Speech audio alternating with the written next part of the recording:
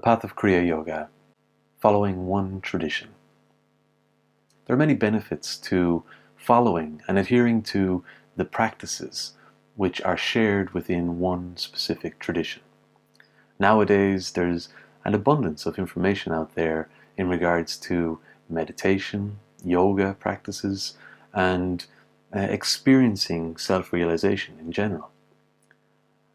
However, for some, it can become a case of shopping around extensively, looking for the best way to go about experiencing self-realization.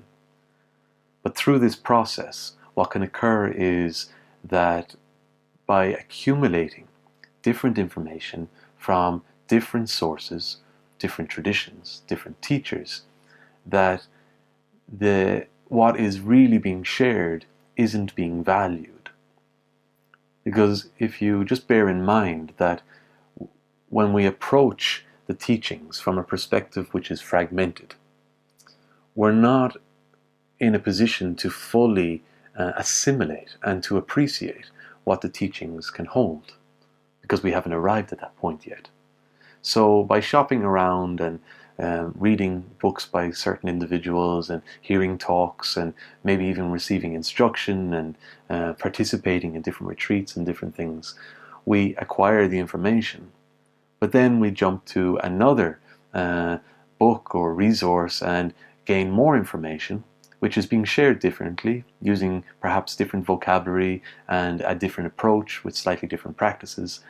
And then what ends up happening is we end up comparing.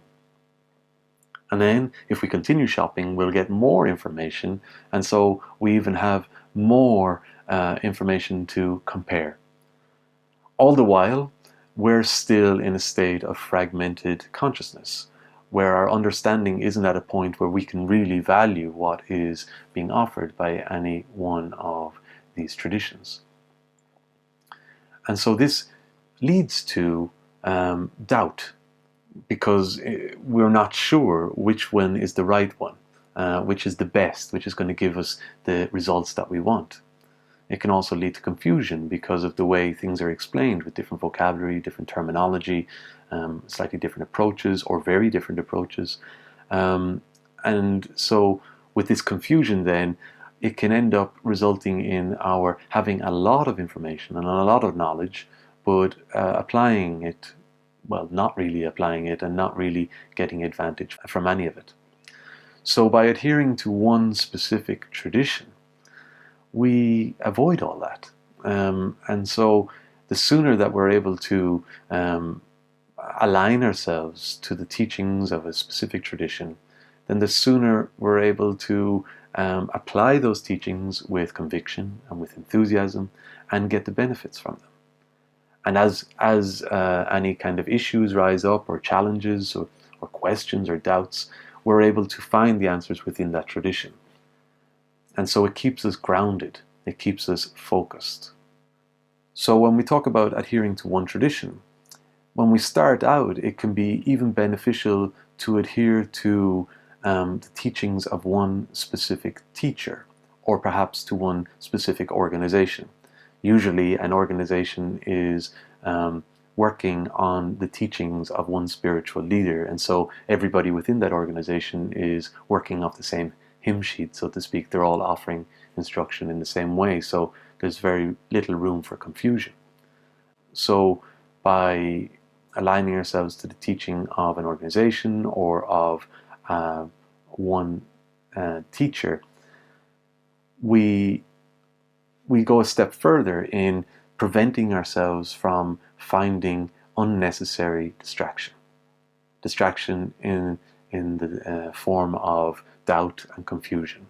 So when we talk about the Kriya Yoga tradition, while it can be beneficial just to adhere to one specific tradition, such as Kriya Yoga, it can be even more beneficial, especially at the beginning, at the initial stages, to adhere to the teachings of an organization representing the Kriya Yoga tradition, or to a specific teacher representing the Kriya Yoga tradition. My teacher, Roy Eugene Davis, talked about how Yogananda advised him to only read the writings of Yogananda. And his reason for instructing Roy in this way was to ensure that Roy was able to attune himself to what Yogananda was trying to communicate, what the instruction that he was trying to give, not just on a factual, logical, gross level, but the more subtle details. By going over the writings and texts of Yogananda and by listening to him speaking, Roy became more grounded in his own understanding. And this then helped him to